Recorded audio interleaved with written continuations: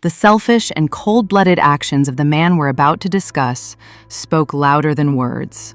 He was a man without conscience, willing to do anything to satisfy his own desires. This is the case of a man whose polished exterior disguised his ruthless nature, convincing many that he was a dependable father and husband. But behind the facade lurked something far darker. The case of Dr. Iwao Nomoto. On November 3, 1994, in the port city of Yokohama, just 20 miles south of Tokyo, a mysterious black plastic bag was spotted floating in the harbor. It was large, weighed down with a heavy rock, and eerily resembled a sack of rice. When the Coast Guard arrived and retrieved the bag, the horror was revealed. I'm Jennifer, and thank you for coming to Bitter Clues. Let's dive right in.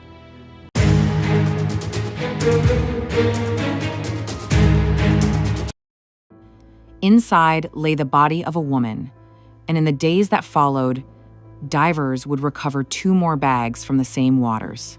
Inside were the remains of 2 small children, both under the age of 2. All 3 victims were soon identified as 31-year-old Aiko, her 2-year-old daughter, and her infant son. The prime suspect immediately came into focus: Aiko's husband, 29-year-old Dr. Iwao Nomoto, who had filed a missing persons report just days earlier for his wife and children. When called in for questioning, Nomoto appeared shocked, but investigators quickly noticed something odd: fresh cuts and abrasions on his wrist. When asked, he casually claimed they were dog scratches.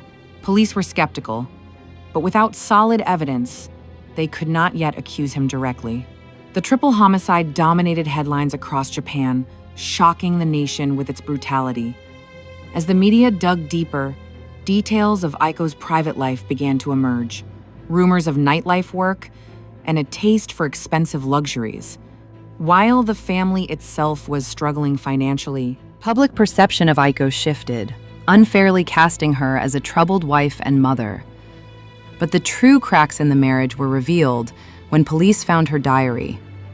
Her entries spoke of deep marital troubles, not from her choices, but from Nomoto's infidelity. Investigators realized he had both motive and opportunity. When summoned again, Nomoto denied involvement, but his lies quickly unraveled. Security cameras near the harbor had captured his vehicle near the very site where the bodies were dumped. Confronted with this evidence, he confessed to the crime. On November 25th, 3 weeks after the first body was discovered, investigators began piecing together the life of Dr. Iwao Nomoto. He had grown up in the countryside of Ibaraki Prefecture, where he excelled as a student and entered medical school with ease, making his family proud when he became a doctor. In 1990, he first met Aiko at a local tennis club. At the time, Iwao was a 25-year-old hospital intern, while Aiko was a 27-year-old nurse. Despite already being in a relationship with another woman, Iwao quickly fell for Aiko, and before long, the two moved in together. Soon after, Aiko became pregnant. Though Iwao continued seeing the other woman at first, her pregnancy forced him to end that relationship and marry Aiko. Not long after, Iwao secured a position at a large hospital with an impressive annual salary of around $150,000. But despite his income, he was drowning in debt due to reckless investments. He had purchased 3 apartment properties in Kobe and Osaka, taking on massive mortgages and interest payments.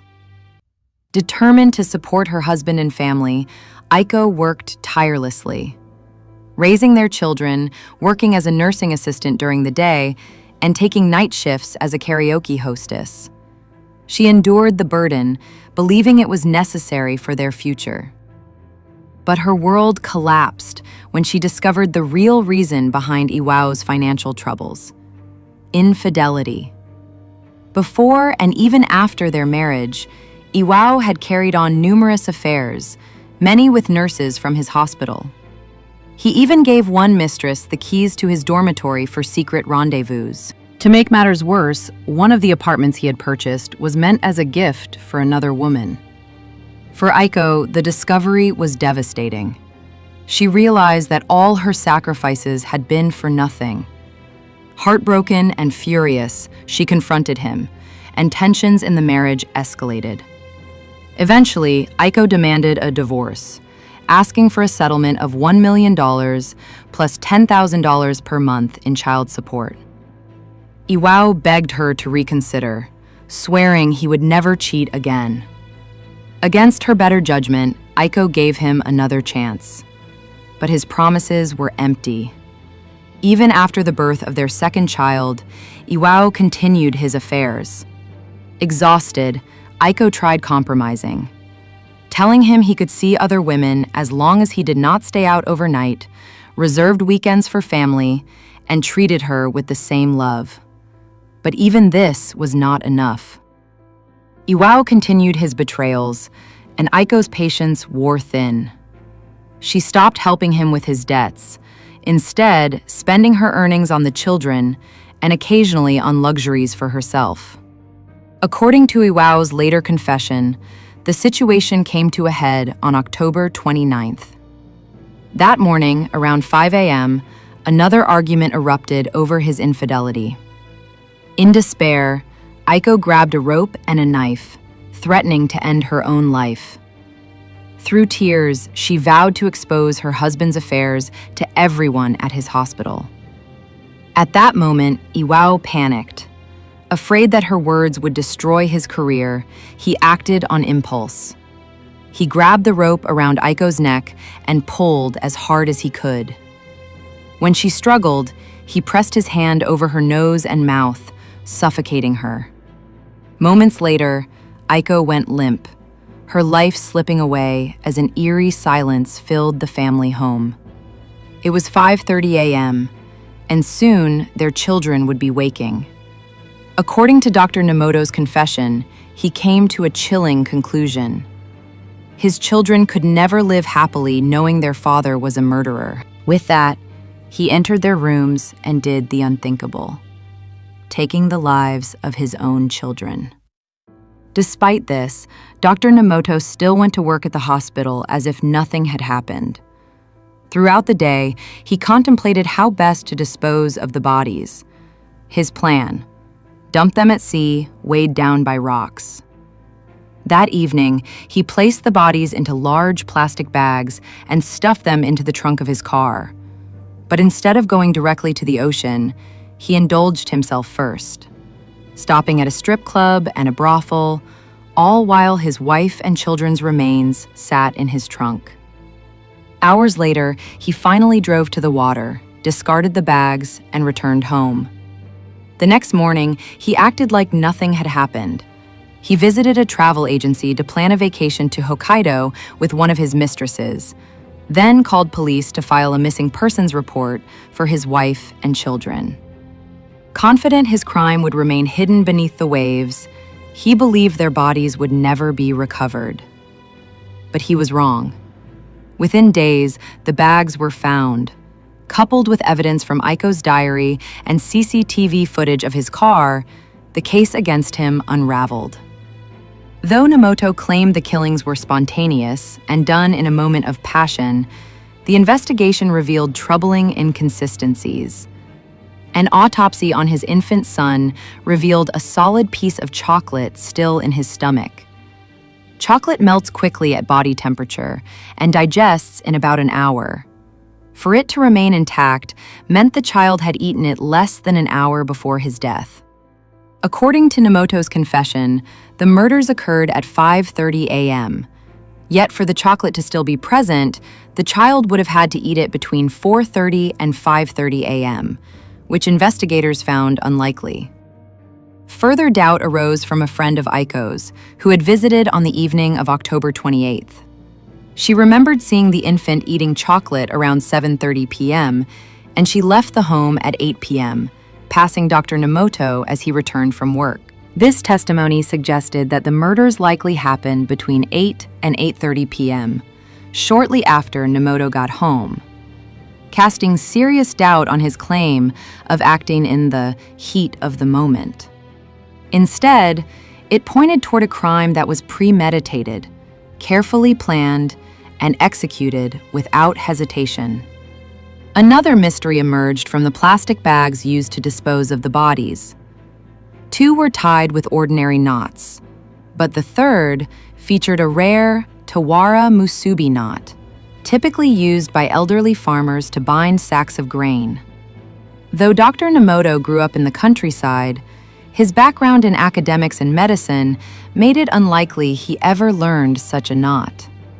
Even in his hometown survey, younger farmers did not know how to tie it. During a reenactment, he himself could only tie a regular knot. This raised the possibility of an accomplice, but without further evidence, the theory could not be proven in court. When trial began, prosecutors pushed for the death penalty. Yet the court concluded the killings were not premeditated, sentencing Dr. Nomoto to life in prison instead. Influencing the decision were glowing testimonies from his friends, colleagues, and patients, who described him as gentle and kind. Over 3,000 petitions were submitted, asking for leniency. On January 30th, 1997, the Tokyo High Court upheld his life sentence. Official records describe Dr. Nomoto as a man who lost control in the heat of the moment. But can that truly explain his behavior? After all, this was a man who stored the bodies of his wife and children in his trunk while visiting strip clubs and brothels. A man who dumped their remains at sea only to plan a vacation with his mistress the very next day. Do these sound like the actions of someone who snapped? Or do they reveal a calculated, selfish killer who valued his own desires above his family's lives? Unanswered mysteries linger, most notably the knot he could not tie. But one fact is clear: a woman who gave everything for her family, and 2 innocent children who adored their father, were all betrayed in the cruelest way possible. In the end, Dr. Nomoto proved to be not a loving husband or father, but a monster who destroyed the very lives he was meant to protect. I'm Jennifer, and thank you so much for listening.